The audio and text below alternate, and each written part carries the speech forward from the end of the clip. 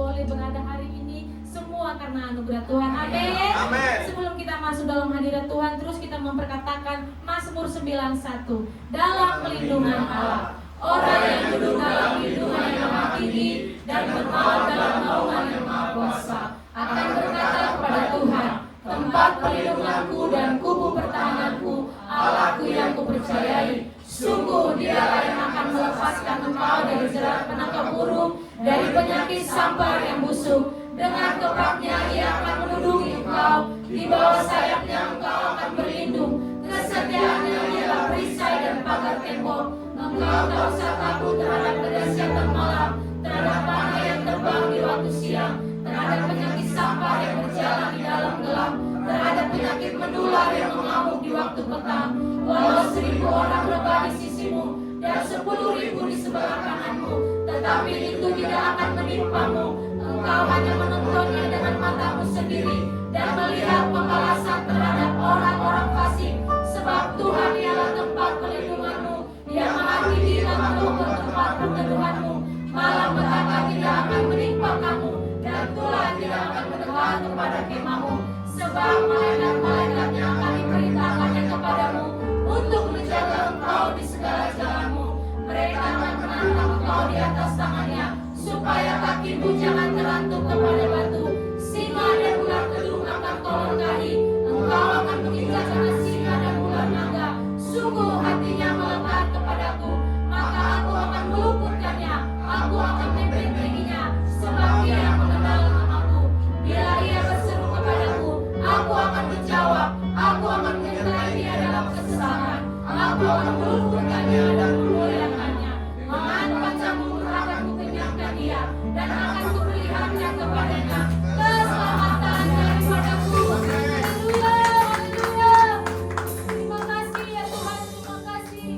Terima kasih buat berkat anugerah kesehatan yang terus Tuhan limpahkan kepada kami. Kalau boleh kami ada di hari Sabat-Mu, kami memuji menyembah-Mu ya Tuhan. Urapi setiap kami yang datang ya Allah, urapi setiap umat-umat-Mu yang hadir. Kami membawa segala beban yang kami bawa, kami serahkan di dalam tangan Tuhan. Kami percaya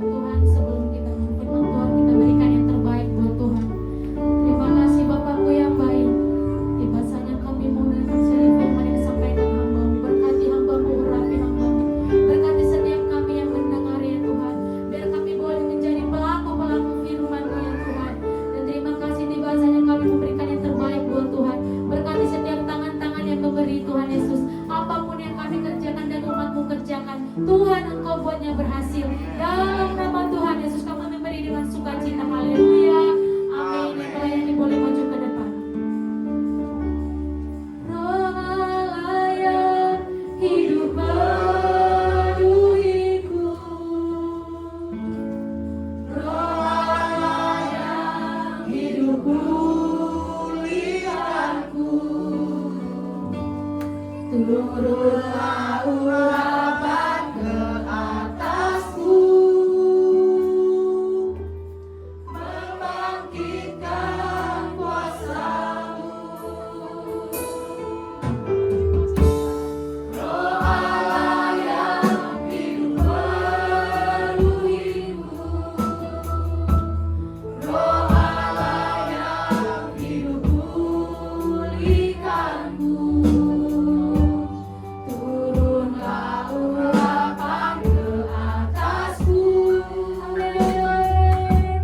membangkitkan kuasa-Mu,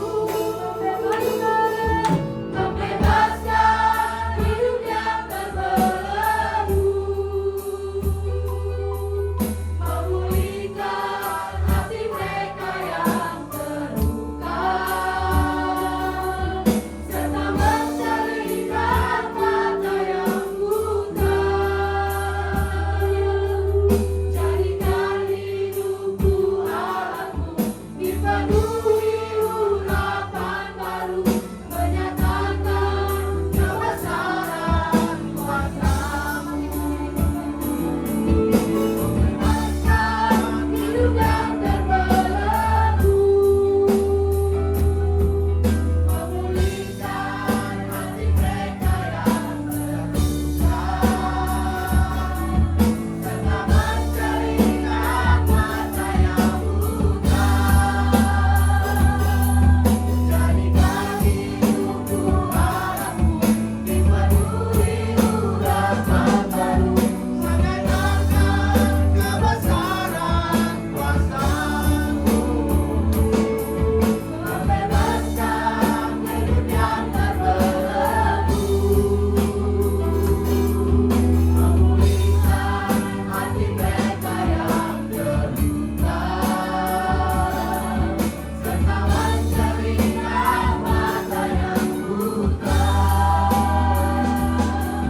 Jadikan hidupku alatmu, dipenuhi urapan baru, menyatakan kebesaran kuasa-Mu. Jadikan hidupku alatmu, dipenuhi urapan baru, menyatakan kebesaran kuasa-Mu.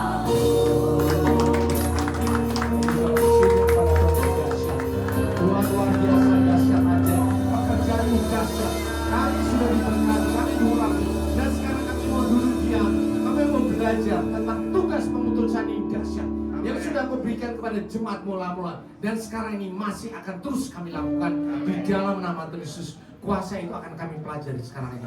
Kami mau belajar dulu diam, membuka hati, tubuh, jiwa, roh, dan bebas kami. Bahkan lebih dari itu ya Bapa. Kami menyerahkan hati kami semua ke dalam tangan-Mu. Lepaskan hati kami yang lama.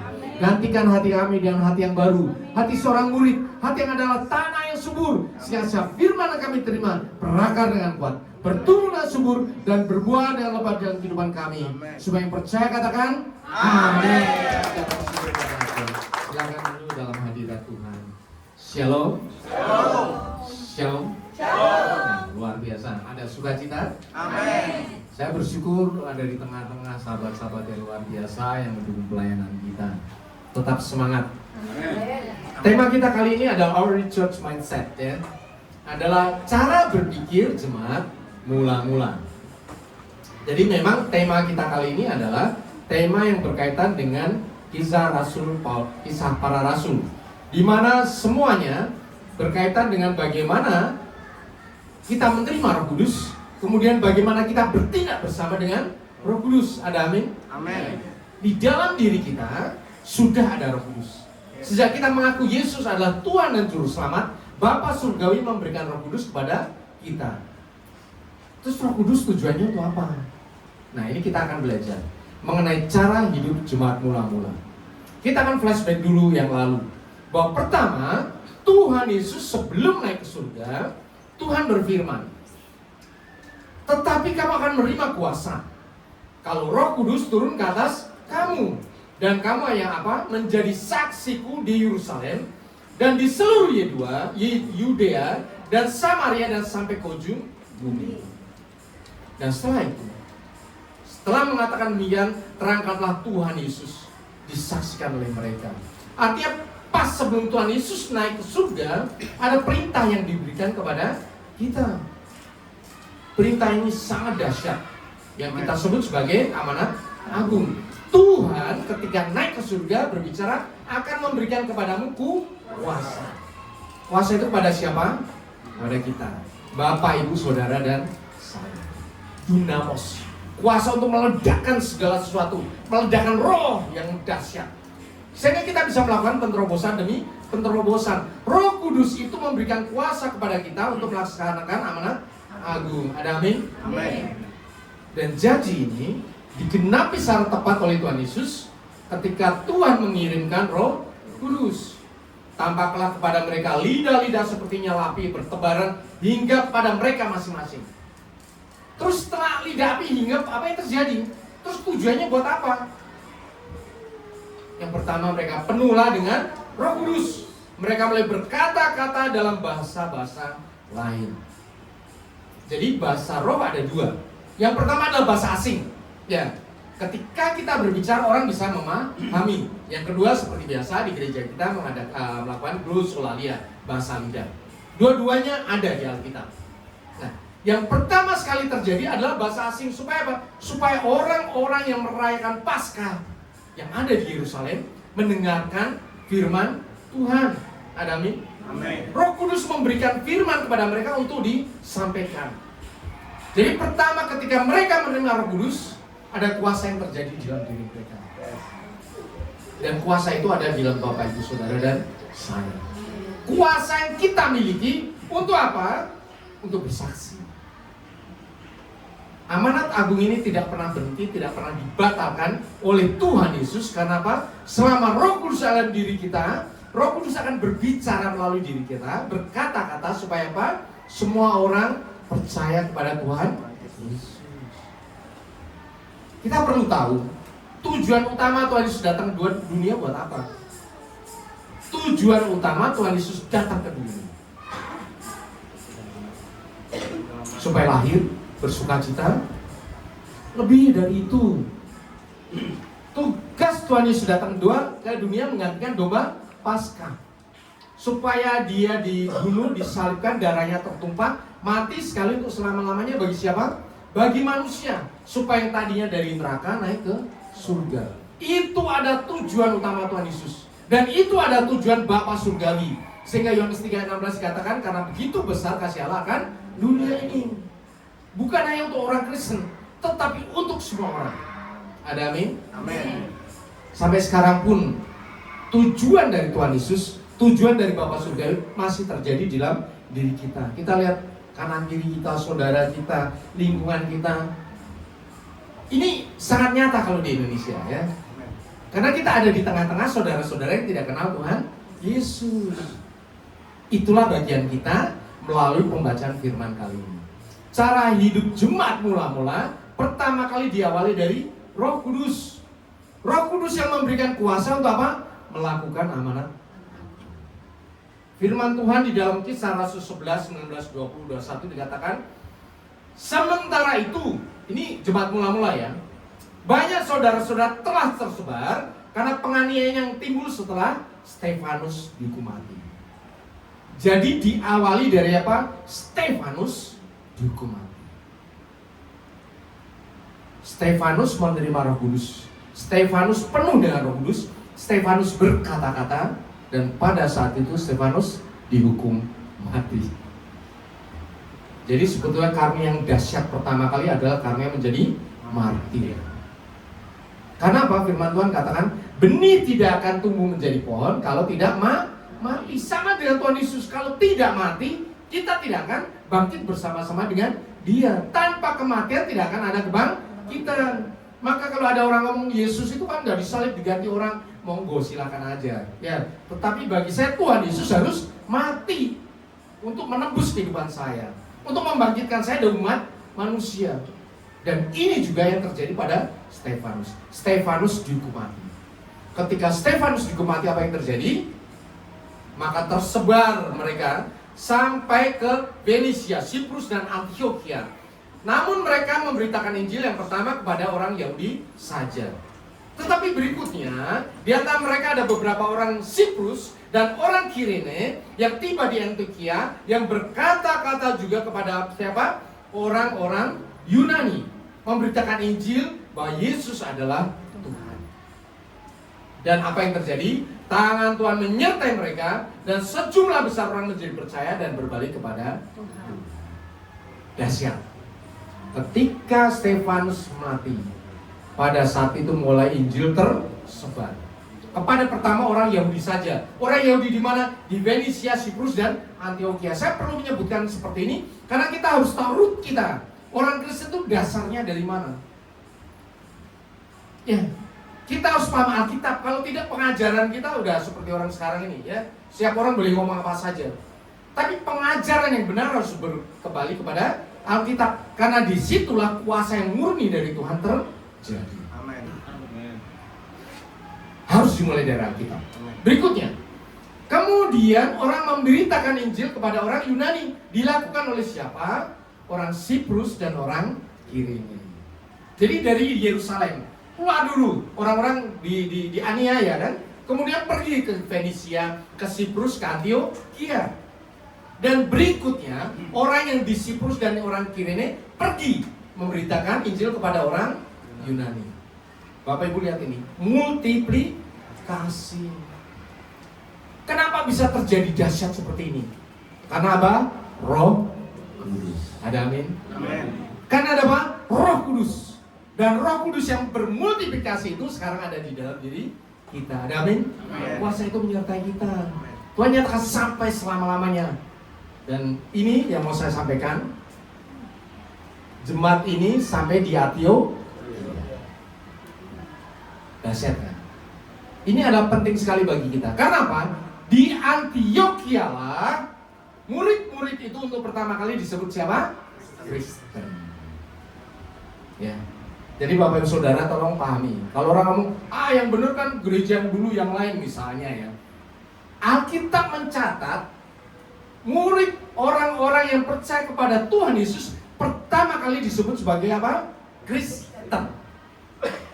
Ya. Jadi kita adalah orang Kristen.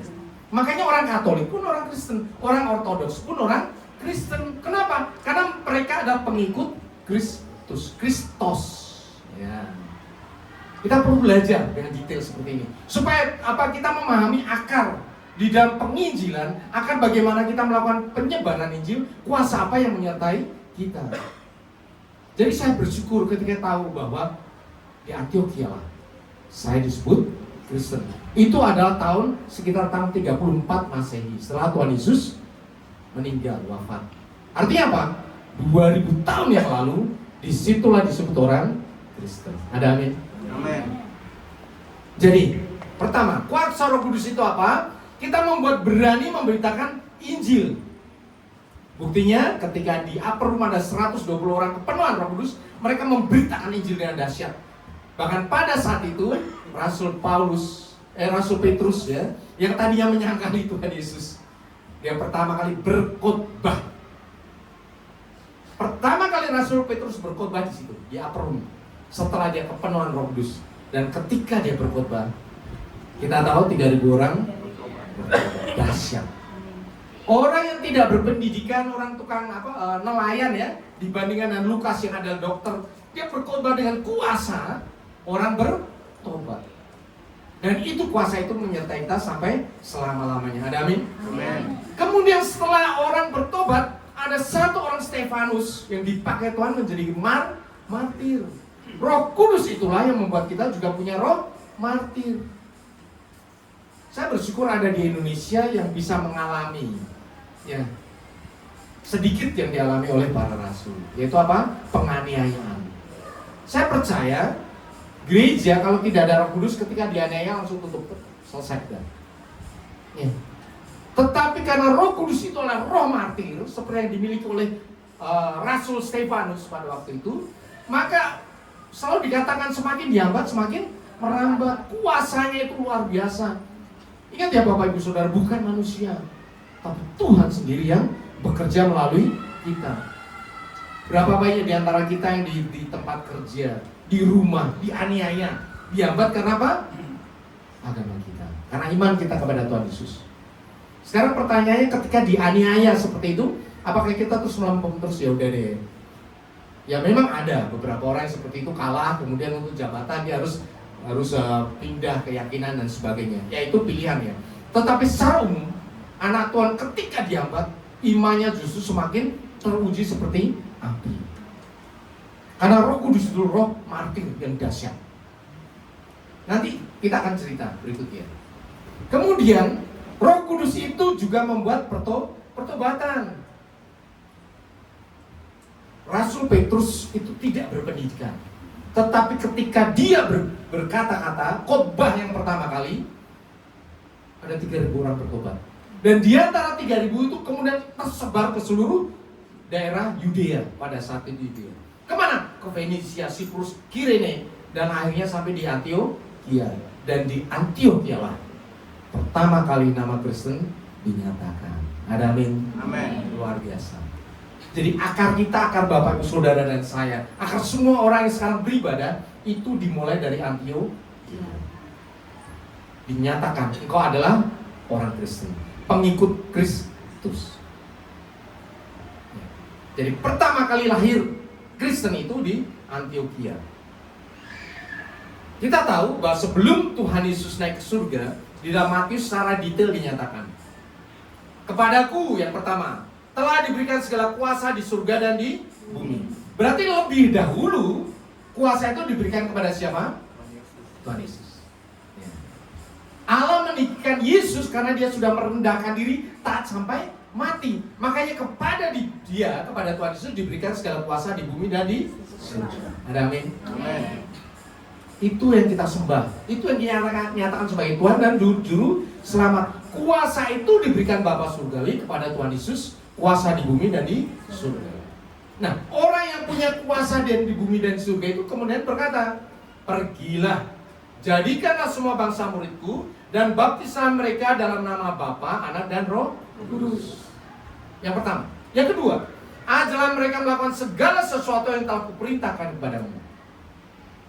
Dan yang ketiga, ketahuilah, aku menyertai kamu senantiasa sampai kepada akhir zaman. Jadi ada satu tahapan pertama. Yang pertama apa? Pergi. Saya percaya Bapak Ibu Saudara dari tempat ini karena pergi. Dari rumah pasti udah pergi sampai di tempat ini. Kalau nggak masih di rumah ya. Karena ini belum ada live streaming. Kalau live streaming bisa dari rumah juga ya. Pergi dari rumah. Yang pertama. Yang kedua, saya percaya Bapak Ibu Saudara banyak yang bukan lahir di tempat ini. Karena perumahan ini baru. Ya, pasti belum lahir di tempat ini. Ya, saya pun juga tidak lahir di tempat ini. Tetapi karena Tuhan mengutus kita di tempat ini, kemudian tempat ini dibangun, maka disitulah pengutusan Tuhan terjadi. Ada amin? Amin. Jadi kita ada di tempat ini karena Tuhan sudah mengutus kita, pergilah. Dan itu bagian Bapak Ibu Saudara yang sudah kita lakukan. Tetapi saya mau sedikit menambahkan, di masa modern ini orang juga tidak perlu pergi juga, ya. Karena ada WhatsApp, ada Instagram, ada Facebook, ada semua media sosial yang membuat kita bisa pergi. Ya, Bapak Saudara. Ketika kita upload ibadah ini di YouTube, yang menonton juga bukan anak Tuhan di tempat ini saja, tetapi semua teman-teman yang saya share, mereka juga menonton. Artinya apa? Tuhan sudah memberikan cara yang luar biasa supaya kita bisa pergi sampai ke seluruh dunia. Dunia bulat sekarang ini dan tidak ada ujungnya. Jadi apapun yang ada sinyal, disitulah Tuhan mulai bekerja. Nggak usah khawatir tentang apapun yang kita sampaikan, karena disitulah kuasa Roh Kudus akan bekerja. Ada amin? Amin. Setiap hari kita ngirim renungan dan sebagainya.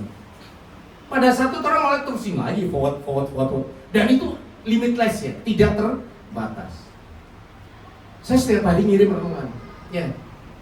Karena apa? Saya sudah diberkati lebih dahulu melalui renungan itu. Mau tahu Bapak Ibu Saudara, saya ngirim mulai tahun apa? Tahun 96 ketika email itu mulai ada. Setiap hari. Artinya setiap hari ketika saya sehat, ketika saya sakit, ketika saya di Indonesia, ketika saya di luar negeri, ketika apapun yang terjadi saya tetap kirim. Kenapa kesetiaan itu masih ada, saya percaya karena Roh Kudus. Karena ada orang-orang yang selalu menantikan firman Tuhan setiap hari. Itu bukan sekedar forward Bapak Ibu Saudara, diedit dulu ya Pak. Sobat pasti tahu bagaimana dari website, dari apa diedit. Dulu tidak ada website, diketik dulu baik itu. Masih email pertama diketik dulu. Ya. Kemudian kesaksian dari mana? Kita cari. Dari buku-buku, dari semuanya, dari luar negeri diterjemahin, diedit lagi. That's not simple word. Itu bukan pekerjaan yang simple, tetapi karena Roh Kudus, maka itu terus bisa dilakukan. Dan setiap kali saya punya dapat replay, saya kirim bukan buat orang Indonesia, teman-teman di luar negeri semuanya saya kirim. Dan mereka forward lagi, ada 2 versi sebenarnya, ada Inggris, ada Indonesia. Artinya apa? Bahwa pergilah itu bisa kita lakukan dengan cara apapun. Anak muda ya, jangan harus melek teknologi. Gunakan semua saluran teknologi untuk menjangkau jiwa-jiwa, reach out. Karena perintah ini sudah diberikan Tuhan kepada kita. Kalau kita bisa bertemu. Tapi kalau tidak, kita bisa terus ya. Ketika orang sakit, kita kirimin renungan, mereka akan membaca, mereka dikuatkan. Itulah kuasa Tuhan bekerja. Amin. Amin. Kemudian baptislah. Kalau baptis secara resmi harus taruh di gereja ya. Di gereja. Tetapi Bapak Ibu Saudara, kalau hal-hal tertentu emergency, misalnya di ICU atau apa, Bapak Ibu Saudara bisa membaptis. Tidak ada orang lain, dia udah kritis ya, ucapan, aku membaptis engkau pakai air dalam nama Bapa, Putra dan Roh Kudus. Karena perintah ini bukan yang diberikan kepada pendeta, hamba Tuhan, bukan. Kepada semua orang. Tetapi setelah mereka dibaptis, kasih tahu, kalau kamu sehat, kuat lagi, tolong datang gereja, dibaptis melalui institusi gereja. Tetapi di dalam roh, pembaptisan yang kau lakukan di rumah sakit, di ICU, itu sudah tercatat di surga. Amin. Amin. Karena perintah ini menyertai engkau. Sering saya membaptis di rumah sakit, terutama anak-anak ya. Baptisnya pakai air aja, jangan dicelupin dan dibenamin kan masih ya, pakai air. Aku membaptis semua dalam nama Bapa, Putra dan Roh Kudus. Ya. Kalau dia sakit kemudian dipanggil Tuhan, Tuhan mengangkat dia. Kalau dia sembuh, Tuhan memulihkan dia. Artinya bukan berarti kita baptis kemudian langsung bangkit sembuh, tidak. Kesembuhan atau apa itu adalah otoritas dari Tuhan. Tetapi bagian saya lakukan. Saya pernah membaptis di restoran. Itu sering kalau kayak gitu. Ya. Suatu kali ada suatu keluarga yang ada KDRT ya. Itu ada di Jakarta Selatan. Kemudian kita diundang ke restoran. Ada istri dan anaknya, kemudian ada saudaranya. Dia ngumpet-ngumpet kemudian ke restoran. Karena kalau dia mau keluar ke tempat batu digebukin sama suaminya. Ya. Kemudian apa yang kita lakukan? Kita sampaikan firman Tuhan, kita ajarin berdoa. Kemudian dia orang non-Kristen. Di situ 3 orang saya baptis semua dalam nama Bapa, Putra dan Roh Kudus. Udah. Kembalilah mulai baca Alkitab secara sembunyi-sembunyi.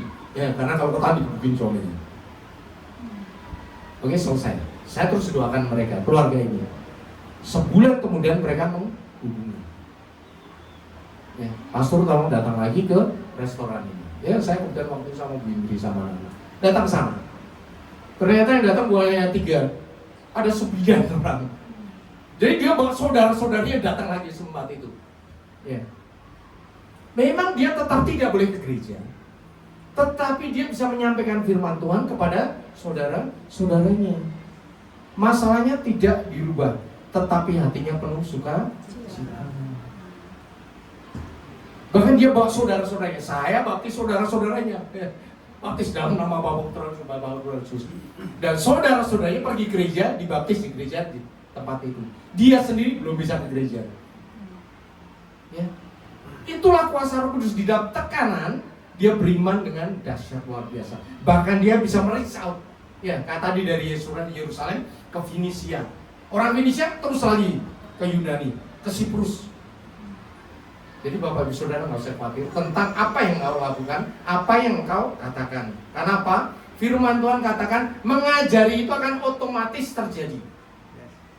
Mengajari otomatis terjadi kalau di dalam Tuhan.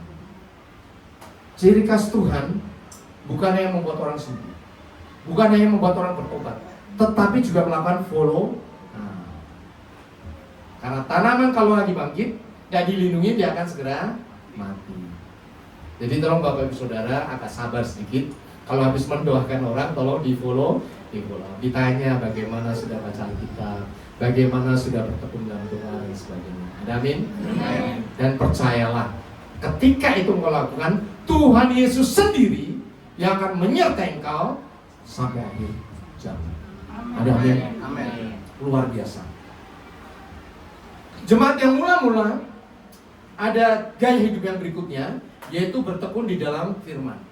Kisah Rasul 2 ayat 42 berkata, mereka bertekun dalam pengajaran rasul-rasul, dalam persekutuan, dan mereka selalu berkumpul memecahkan roti untuk berdoa. Kita berkumpul di tempat ini, bersekutu di tempat ini karena Roh Kudus menggerakkan kita. Kita berkumpul di tempat ini untuk bertekun mendengarkan firman Tuhan. Jadi apa yang kita lakukan sama persis apa yang dilakukan oleh jemaat mula-mula. Bahkan lebih dari itu, Tuhan Yesus katakan, penghibur, yaitu Roh Kudus yang diutus Bapa, dalam namaku dia akan mengajarkan segala sesuatu kepadamu dan mengingatkan kamu akan semua yang telah katakan kepadamu. Jadi nggak usah khawatir. Ketika kita nggak tahu diajar seperti ini, telan aja. Terus ngomong Roh Kudus, aku nggak tahu nih. Artinya apa? Apa yang harus aku lakukan? Ketika kita bertanya kepada Roh Kudus dalam perjalanan waktu, Roh Kudus akan mengingatkan kita, mengajarkan ini loh artinya. Bapak Saudara perlu tahu bahwa firman Tuhan itu satu firman, tetapi ketika diterima oleh masing-masing orang, artinya jadi berbeda-beda, sesuai dengan pergumulan hidup masing-masing, sesuai dengan kebutuhan masing-masing. Ada amin? Itu dahsyatnya firman Tuhan. Firman Tuhan itu kata-kata yang satu, tetapi kuasanya berbeda-beda. Kenapa bisa seperti itu? Karena ada kuasa di dalamnya. Kenapa bisa seperti itu? Ada Roh Kudus yang bekerja untuk menggerakkan kita bisa menangkap, oh kuasa ini, kuasa ini. So, don't worry. Gak usah khawatir tentang apapun yang kau dengar tentang firman Tuhan, telan aja. Nanti Roh Kudus yang ada dalam diri kita akan mulai mengajarkan satu persatu.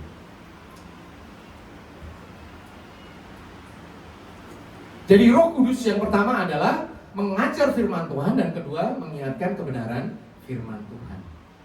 Jadi ketika firman itu kita terima, ada satu hal yang luar biasa. Tuhan katakan dalam Yesaya 55 ayat 11, demikianlah firmanku yang keluar dari mulutku tidak akan kembali dengan sia-sia, tetapi ia akan melaksanakan apa yang kukendaki dan akan berhasil dalam apa yang kusuruh kepadanya. Firman itu pertama ada di dalam kita. Kalau Paskah, kemudian itu ada perayaan di umat Yahudi ya, keluar dari tanah Mesir. Kemudian 50 hari kemudian mereka ada di Gunung Sinai, dan mereka merayakan turunnya Taurat kepada bangsa Israel. Jadi Pentakosta itu bukan perayaan orang Kristen pertama kali, bukan ya. Tetapi pertama kali ada perayaan orang Yahudi, memperingati tentang turunnya Taurat kepada bangsa Israel. Sedangkan kita apa? Pentakosta, pencurahan Roh Kudus itu apa? Turunnya firman Tuhan kepada diri kita. Dikatakan firman Tuhan itu tidak akan jauh darimu, nggak perlu ke langit ya untuk naik ke sana, sampai ke bawah bumi untuk menggali. Di mana firman Tuhan? Firman itu dekat di padamu, di mulutmu dan di dalam hatimu. Dan itu adalah firman Tuhan yang ditanamkan oleh Roh Kudus ketika Pentakosta. Jadi ada perbedaan antara Pentakosta orang Yahudi dengan Pentakosta orang Kristen. Kalau Pentakosta orang Yahudi, Taurat diturunkan kepada bangsa Israel saja sebagai umat pilihan.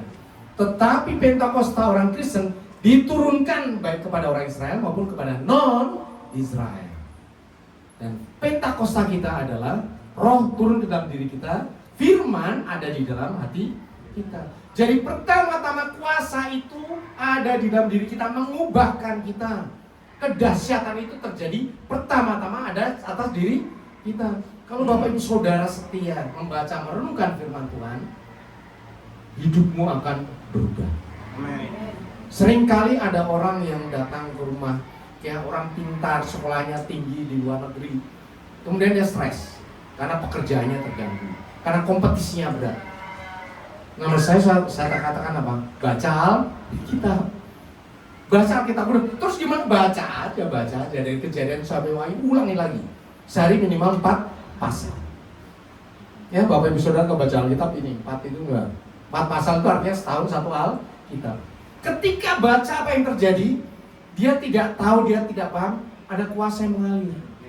Yang pertama adalah damai sukacita surgawi terjadi. Ada amin. Amin. Dan kemudian firman itu akan mengubahkan kehidupan. Saya sampaikan seperti ini karena saya sudah mengalami sendiri. Keluarga saya mengalami. Semua orang yang dalam persekutuan mengalami karena kita dorong untuk baca Alkitab. Dasar rumah rohani nomor 1 adalah Alkitab, firman Tuhan dan firman Tuhan. Dan buahnya adalah apa? Pelayanan. Buahnya bisa dilakukan pujian, penyembahan, berkhotbah, itu buah. Tetapi dasarnya yang tidak kelihatan oleh mata adalah firman Tuhan. Ada amin? Amin. So just do it. Baca Alkitab, renungan itu siang dan malam. Ketika kita membaca firman Tuhan, kita akan memberitakan Injil secara otomatis. Caranya gimana? Nggak usah dipikirin.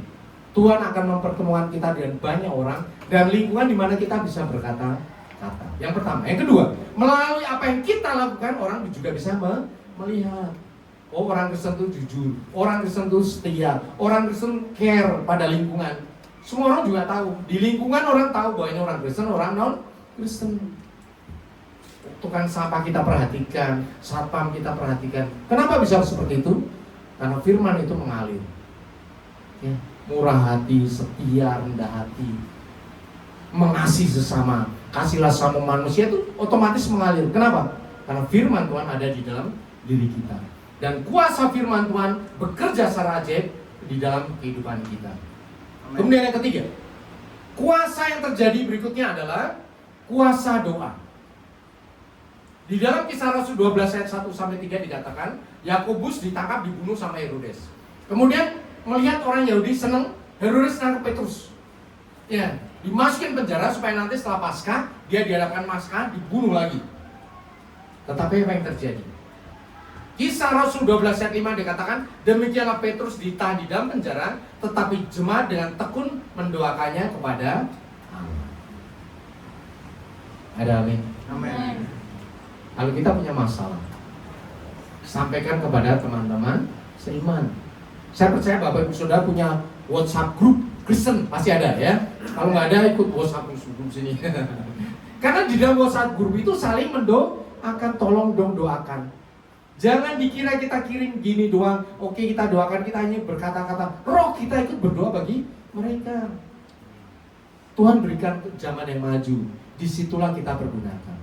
Amen. Lebih cepat orang sembuh ketika didoakan di dalam grup secara bersama-sama.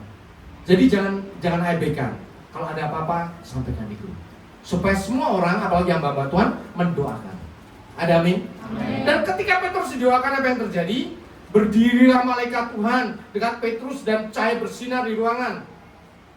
Dan menempuh bahwa Petrus membangunkannya, bangunlah segera. Maka gugurlah rantai itu dari Petrus.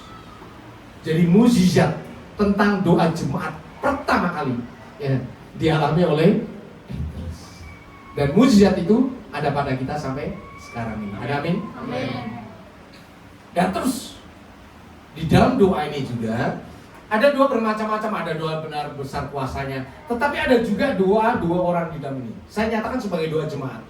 Firman Tuhan katakan, aku berkata kepadamu, jika 2 orang daripadamu di dunia sepakat meminta apapun juga, permintaan mereka itu akan dikabulkan oleh Bapa di surga. Artinya apa? Harus ada minimal 2 orang. Kuasa doa ini ya, doa banyak ada doa sendiri, ada doa gereja, tapi ada yang saya sebut sebagai doa sepakat. Di dalam doa sepakat ini, 2 orang itu lebih dari 2 orang meminta hal yang sama. Kemudian Alkitab berkata, apapun juga. Jadi di dalam kesatuan hati, ketika kita minta apapun juga, apa yang terjadi? Akan dikabulkan oleh Bapa di surga. Kenapa ini unik? Mesti 2 orang. Dan sepakat. Karena sebetulnya ini dilanjutkan dengan ayat berikutnya. Matius 18 ayat 20. Apa dikatakan? Sebab di mana ada 2 atau 3 orang berkumpul dalam namaku, di situ Artinya ketika dua orang sepakat, siapa yang ada? Tuhan Yesus. Tuhan Yesus menyertai kita sampai selama-lamanya, Pak. Ya di sini, ketika kita berdua sepakat, Tuhan Yesus hadir menjawab doa-doa kita. Kita akan mendengarkan kesaksian luar biasa dari pemain gitar kita.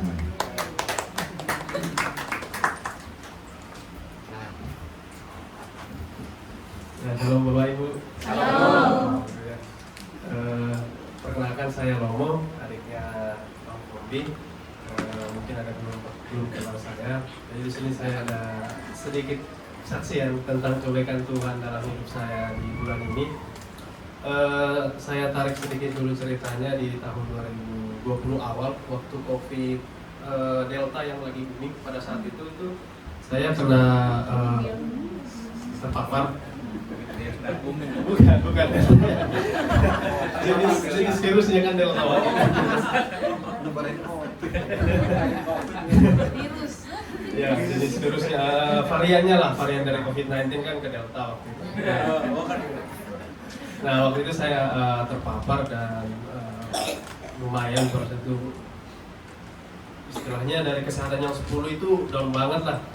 Nah, pada saat saya terpapar virus itu, penciuman saya itu hilang tuh dari awal 2020 hingga 2024, sama sekali nggak bisa cium apapun. Jadi maaf kata istilahnya kalau ada kotoran kucing di depan rumah atau di mana tuh nggak ada keciuman sama sekali. Bahkan saya pernah, ini kenapa sampai saya masukin minyak kayu putih kan nyengat ya, saya taruh di hidung, saya cium-cium nggak bisa. Nah saya udah sabarlah itu, ya udahlah mungkin udah nggak bisa cium bau apa lagi gitu. Nah puji Tuhannya, saya pernah saya dengar dari firman Tuhan yang dibawakan Pak Indri, karena kita juga sering dulu fellowship di PBI ya, tentang ini Matius 18 ayat 19 ini, jika dua orang daripada yang berdiri sepakat meminta apapun, maka Bapa akan di surga akan melakukannya gitu. Nah saya kan punya pacar nih. Nah, jadi ini saya sampaikan ke dia gitu kan. Kebetulan dia juga ada pergumulan untuk kesehatan juga, dan saya yakin juga tahun ini juga dia akan disembuhkan. Amin. Nah saya bilang, saya kemarin dengar dari firman yang dibawakan Pak Indri seperti ini. Saya sampaikan ke dia, udah kita sepakat berdoa aja, kalau nggak ketemu ya udah lewat handphone aja, video call gitu kan. Nah, itu kita lakukan setiap kita mulai itu dari awal Februari tahun ini. Nah itu kita lakukan rutin tiap hari juga memperkatakan Matius 18 ayat 19 dan Markus 11 ayat 21 juga. Itu setiap hari kita perkatakan, baca doa pribadi juga. Kebetulan kita di sini ada diajarkan doa pribadi gitu. Nah itu kita baca setiap hari, baca firman Tuhan gitu. Tetapi ada satu hal lagi kemarin kejadian bagi saya di 2 minggu yang lalu. Itu saya tiba-tiba sakit, saya juga nggak tahu. Cuman ada sedikit hal, mungkin ini hanya pemikiran saya ya, kayak hal mistis gitu terjadi di tempat tinggal saya di Singguntur. Dari pagi itu di hari Selasa itu saya masih sehat banget lah, bahkan kerja juga nggak ada masalah gitu. Tapi pas saya pulang kerja itu di depan pintu itu ada hewan, kalau di kampung kita di Singapura itu bilang hudi. Tapi saya lihat di Google itu namanya wawang kelapa gitu, dia bertanduk, itu hidup di kelapa gitu kan. Nah kalau di kampung itu dimitoskan ya, tergantung kepercayaan kita. Cuman di sana dibilang kalau hewan seperti itu biasanya media yang dibuatkan orang-orang yang dukun-dukun gitu untuk mengirim santet-santet segala macam lah gitu kan. Pas saya pulang kerja saya lihat itu di pintu berputar-putar keliling gitu kan. Nah, langsung saya matiin, terus aktivitas lagi, pergi makan dulu, balik lagi ke rumah jam 10 malam itu langsung drop. Itu dari yang sehat itu sehat banget istilahnya, tiba-tiba langsung drop, kepala sakit, semua sesak segala macam tuh. Tapi saya coba tahan, mungkin ini hanya demam biasa mungkin, saya kira gitu ya. Nah jam 2 malam itu saya dari jam 11 ke jam 2 malam itu saya coba tidur, saya minum paracetamol biar ngantuk gitu kan, saya minum 2 tablet itu. Cuman pas jam 2 malam kebangun, itu udah nggak karuan lah, udah hal-hal yang nggak perlu dipikirkan aja masuk ke otak gitu. Padahal nggak pengen mikirin apa-apa, mikirin semua lah, nggak tahu apa yang masuk ke otak gitu. Nah sampai pagi itu saya nggak bisa tidur. sampai pagi saya nggak bisa tidur, saya nggak kerja, terus saya coba minum obat-obat herbal gitu, tapi nggak ada ngaruhnya. Jam 5 sore itu makin parah, terus saya telepon mama lah, Mak, keadaan saya kayak gini, terus didoakan, terus Abang Irin juga datanglah ke rumah, mereka sama kakak juga, mereka ngeliat kondisi saya itu udah lemes banget, udah gitu, udah kayak nggak ada tenaga lagi. Terus Abang Irin suruh harus ke, yaudah dirawat aja, jadi saya lemas banget ini, gitu. Dibawalah ke Hermina ini. Nah, kebetulan juga kemarin di Hermina itu nggak ada ruangan kosong, harus di UGD dulu semalam, baru paginya menjelang siang baru dapat kamar. Nah, itu di hari keduanya, di hari Rabunya juga saya nggak bisa tidur. Cuma memang agak enakan ya di infus yang mungkin tenaganya agak balik, tapi nggak bisa tidur juga, nggak. Pikirannya pokoknya kacau lah. Melihat orang aja, contohnya nih, ada contohnya si A gitu, masuk ke pikiran saya, dia itu bertanduk, terus kayak gitu, nggak, pokoknya aneh lah di kepala itu, semua tuh bercampur-campur, nggak pernah sebelumnya saya seperti itu. Jadi ini apa ini? Abang Irin aja yang jaga saya tuh pas malam dia udah tidur nih plus gitu kan, saya masih melek gitu sampai pagi. Nah terus kebetulan juga besoknya Ibu Indri juga sama Kak Eta juga waktu itu datang buat berdoain, ada juga dari gereja lain juga, mereka rutin setiap hari Jumat di Hermina berdoain gitu, didoain teman-teman juga dari Dewasa Muda Cibitung juga. Nah hari kedua itu saya udah mulai bisa tidur lah, udah bisa pulas sampai 3 hari lah, 3 hari, ya hari keempat saya pulang, itu udah puji Tuhan udah mendingan, tapi dokter menvonis saya waktu itu bronkitis, tiba-tiba bronkitis, sampai ditanya kamu merokok nggak? Enggak dong, serius kamu jangan bohong biar kita ini, nah, orang enggak ya, masa bilang merokok gitu. Nah di situ saya kadang pada saat itu ya, pada saat hari udah di vonis bronkitis ini kan, bronkitis kan parah kan, mungkin level pneumonia, TBC dan segala macam. Saya tuh di situ nuntut sama Tuhan gitu kan, Tuhan kok saya nggak merokok, nggak apa kok malah penyakit yang perokok sama saya gitu kan. Cuman di situ saya pada saat hari itu saya mendengar ada kesaksian di TikTok itu, salah satu kesaksian saya lupa namanya, dia bilang begini, apapun yang terjadi di hidupmu itu emang siapa kamu itu menuntut apapun untuk Tuhan gitu kan. Kamu diselamatkan aja itu udah syukur. Tuhan datang nyari kamu ke dunia ini, menyelamatkan kamu dari dosa itu, kamu sudah harusnya berterima kasih. Kalaupun hidupmu susah, kalaupun hidupmu banyak rintangan atau persoalan, jalannya aja mengucap syukur aja gitu kan. Ya udahlah, itulah saya terapkan, kenapa Tuhan udah banyak menuntut gitu. Dan puji Tuhannya hari keempat udah mendingan, pulanglah ke rumah. Nah mulailah, tapi masih pusing tuh, masih goyang, jalan juga masih sempoyongan gitu. 4 hari setelah pulang dari rumah sakit, tiba-tiba saya mencium, karena saya udah mulai kerja ya, tiba-tiba saya mencium bau parfum saya gitu kan.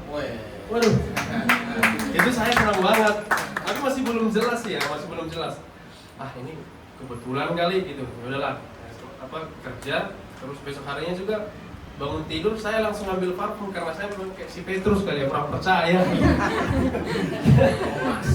Thomas. Jadi saya ambil lagi parfum, baru bangun tidur saya ambil parfum.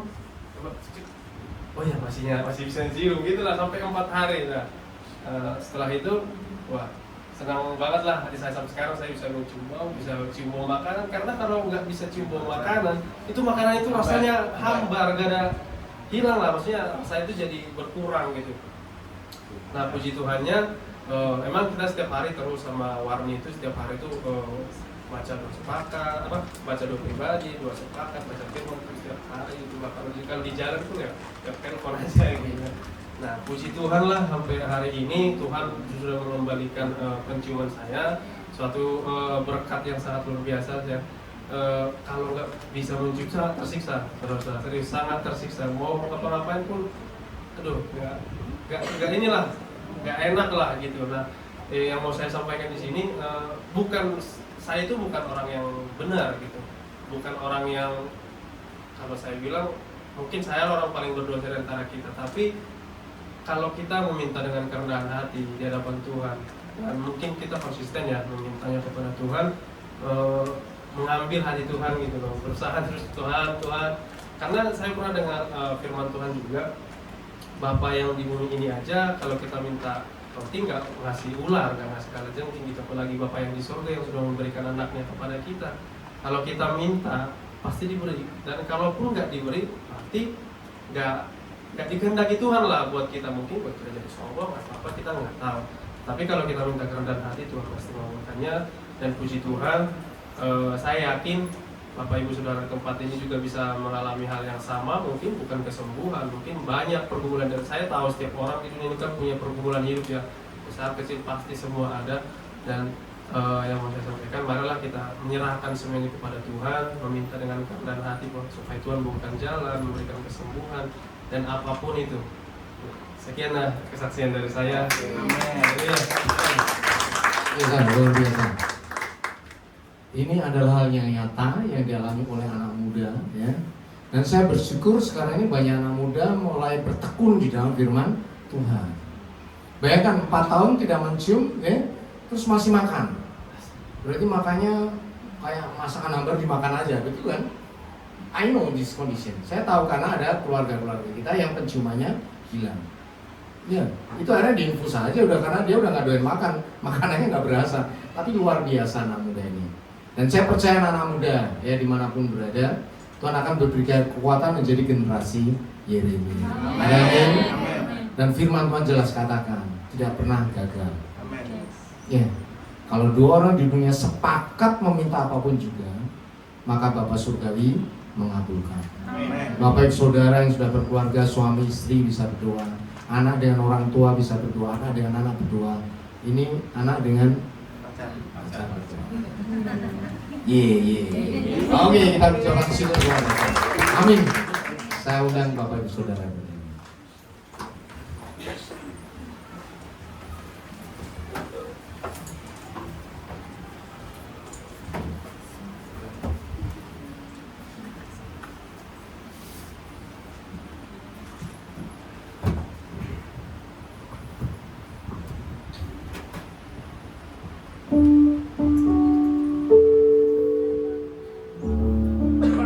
Membebaskan hidup yang terbelenggu, memulihkan hati mereka yang terluka, serta menjelikan mata yang buta. Jadikan hidupku alatmu, dipenuhi urapan baru, menyatakan kebesaran kuasa-Mu. Membebaskan hidup yang terbelenggu, memulihkan hati mereka yang terluka, serta menjelikan mata yang buta. Jadikan hidupku alatmu, dipenuhi urapan baru, menyatakan kebesaran kuasa-Mu. Jadikan hidupku alatmu, dipenuhi urapan baru, menyatakan kebesaran kuasa-Mu. Jadikan hidupku alatmu, dipenuhi urapan baru, menyatakan kebesaran kuasa-Mu. Benar Tuhan. Sekarang ini Roh Kudus ada di diri kami. Firman-Mu sekarang ini menguatkan kami untuk terus menyala-nyala, menyatakan kebesaran-Mu bagi semua orang. Tetapi sebelum itu ya Bapak, kami akan menerima kuasa yang dahsyat. Kuasa dunamis itu ada padamu. Mintalah maka kamu diberikan, ketuklah maka pintu akan dibuka, carilah engkau mendapat. Karena kuasa Roh Kudus sudah ada padamu. Ada setiap dirimu, ada keluargamu. Doa-doamu dijawab oleh Tuhan. Doa-doa keluargamu dijawab oleh Tuhan. Dan setelah engkau dipenuhi kuasa, dipenuhi jawaban-jawaban yang ajaib, engkau akan diutus oleh Tuhan untuk menyampaikan kuasa itu kepada semua orang. Terus mengalir kuasa, dinyatakan kepada semua orang, dinyatakan kepada semua orang melalui kau, aliran kuasa yang betul-betul dan sudah terjadi.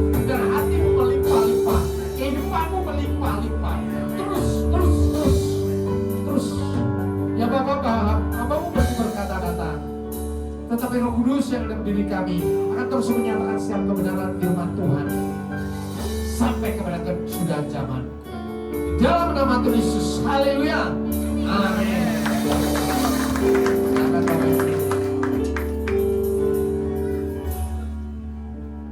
Haleluya.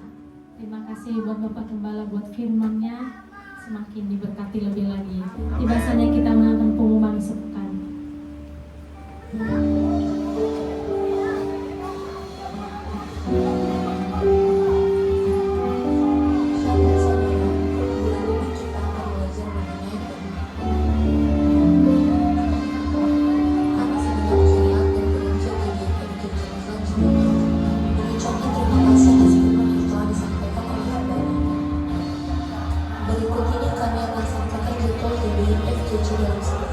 Ibadah raya setiap hari Minggu pukul 10 pagi di tempat ini disertai dengan ibadah segala penyelamatan.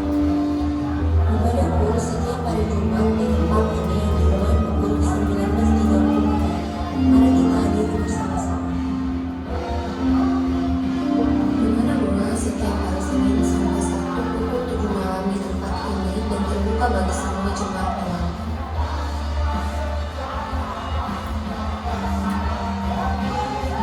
Bagi jemaat Tuhan yang memiliki pergumulan doa dan minggu doakan, silakan mengisi peran permohonan doa. Boleh diminta kepada pastor yang di depan. Kami menyambut jemaat Tuhan yang pertama kali mari-mari di tempat ini, dan kami mengundang untuk mengikuti ibadah di minggu-minggu selanjutnya. Demikian pengumuman sepekan. Tuhan Yesus memberkati. Haleluya.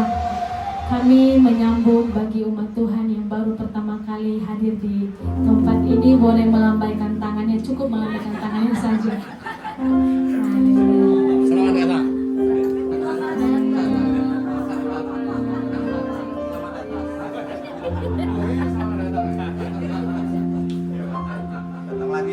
Haleluya. Tiba saatnya kita mengakhiri ibadah kita, mari kita sama-sama bangkit berdiri.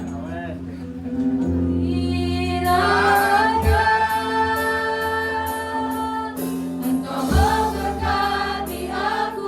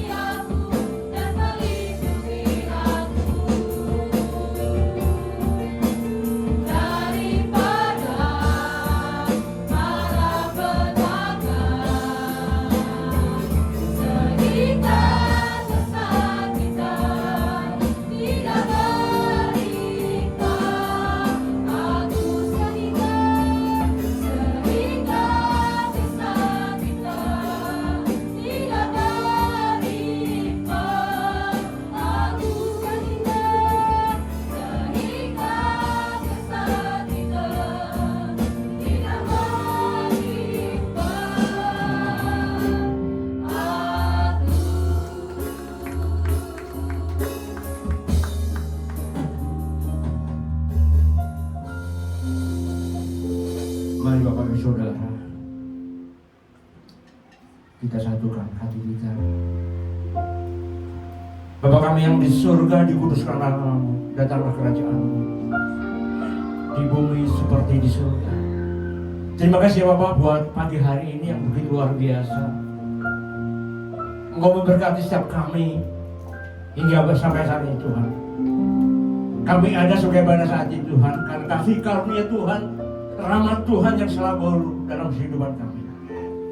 Terima kasih ya Bapak buat firman Tuhan yang boleh kami dengar, yang boleh kami terima pada pagi ini Tuhan.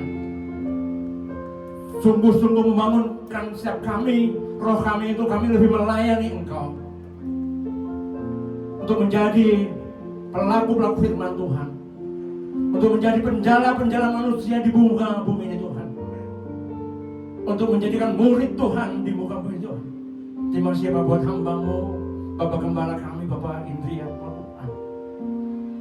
yang telah menjadi saluran berkat firman-Mu ya, buat hamba-Mu, buat jemaat-Mu tempat ini Tuhan. Berkati Tuhan hamba-Mu, berkati pelayanannya Tuhan. Dimanapun hamba-Mu melayani Bapa. Perlindungan Tuhan, penyertaan Tuhan selalu ada di dalam setiap kehidupannya Bapa. Berkati juga keluarganya, istrinya, anaknya Tuhan. Tutup bungkus keluarga ini dengan kuasa darah yang kudus Bapa. Biar lebih lagi Tuhan tambahkan kesehatan kekuatannya Tuhan. Terima kasih Bapa. Kami sekarang keluarga ini dalam tangan kasih kuasa Tuhan. Kami juga mengucap syukur Tuhan buat hamba-Mu yang melayani pada pagi itu. Kami boleh merasakan hadirat Tuhan. Kami boleh merasakan lawatan Tuhan. Kami boleh merasakan urapan Tuhan. Berkati hamba-Mu Tuhan yang melayani Tuhan. WL singer pemain musik Tuhan. Oh HP Tuhan. Aster Tuhan. Engkau berkati Tuhan. Terlebih ke Tuhan sempurnakan setiap pelayanan mereka Tuhan hari lepas hari Tuhan. Terlebih ke Tuhan hamba-Mu Tuhan yang melayani pada Tuhan. Apabila terselip dalam dosa dan kesalahan kami, ampuni hamba-Mu. Terlebih sempurnakan setiap kami pelayanan kami hari lepas hari ya Bapak. Terima kasih Bapak, kami serahkan hamba-Mu di dalam tangan kuasa Tuhan. Terima kasih Bapak, kami coba berdoa buat hamba-Mu. Kembalikan kami Tuhan, rayon 18 pada Markus ya Tuhan. Kami sungguh bersyukur ya Tuhan. Hamba-Mu yang akan peka dengan suara Tuhan. Berkati hamba-Mu ini Tuhan, di mana Tuhan melayani Tuhan. Berkati keluarganya, buat anak istrinya Tuhan. Berkati juga para sabda gembala yang ada di rayon 18 Tuhan. Biar melalui mereka Tuhan, kerajaan surga di muka itu sebarkan Tuhan. Terima kasih Bapak, kami serahkan Tuhan, hamba-Mu di dalam kasih kuasa Tuhan. Kami juga sungguh mengucap syukur buat gembala raya, buat pembina kami, Bapak Insinyur Niko Noto Raharjo Tuhan. Hamba-Mu ini Tuhan, yang saling dengar dengan suara Tuhan. Biar Tuhan melalui hamba-Mu ini Tuhan. Visi Tuhan boleh kami terima. Visi Tuhan boleh terima di gereja-gereja baik di rayon, semua rayon di bawah Bapak Niko Tuhan. Berkati Tuhan, Tuhan bagi staf gembala yang ada di pusat di Kelapa Gading Tuhan. Terima kasih Bapak, kami serahkan sepenuhnya Tuhan, gembala pembina kami di dalam tangan kasih Tuhan. Terima kasih Bapak, kami juga doa permintaan kami yang ada Tuhan. Dari tingkat bawah sampai yang tertinggi Tuhan. Kami yang percaya Bapak, pemerintahan semua dari datang Tuhan.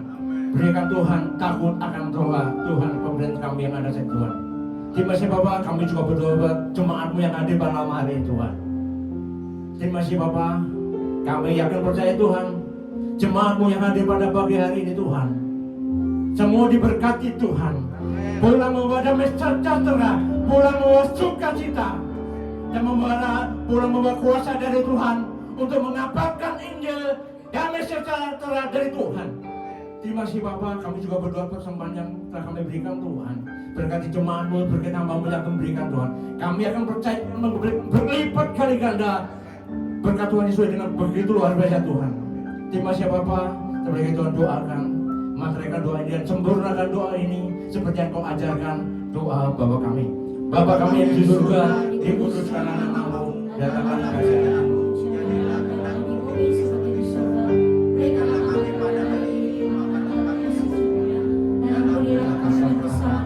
Seperti kami juga mengampuni orang bersalah kepada kami, dan jangan membawa kami dalam cobaan, tapi lepaskan kami daripada yang jahat. Karena Engkau adalah kerajaan dan kuasa dan kemuliaan sampai selamanya. Jemaat yang dikasihi Tuhan Yesus, Engkau adalah biji mata Tuhan. Roh Allah ada padamu. Kuasa Allah sekarang menyertai engkau. Pertama-tama kepada dirimu, kepada keluargamu. Dan untuk itulah kembalilah ke dalam kenyataan hidupmu sehari-hari. Dan kuasa yang kau terima, nyatakan kasih Tuhan kepada semua orang. Saksikanlah kebaikan Tuhan Yesus, jamah hati semua orang dan kuasa yang sudah kau terima. Dan untuk itulah engkau menerima berkat Tuhan. Angkat kedua tanganmu dan aminkan setiap perkataan berkat ini. Tuhan memberkati engkau. Tuhan memberkati istrimu, suamimu, anak cucumu. Tuhan memberkati kehidupanmu, finansialmu. Tuhan memberkati sekolahmu dan studi anak-anakmu. Tuhan memberkati pekerjaanmu dan usahamu. Tuhan memberkati pelayananmu. Tuhan memberkati setiap apa yang kau lakukan, apa yang kau rancangkan, semuanya dibuat Tuhan berhasil.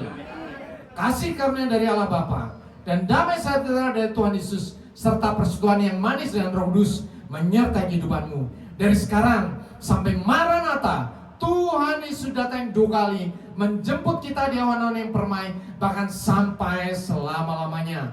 Supaya sudah diberkati, katakan amin.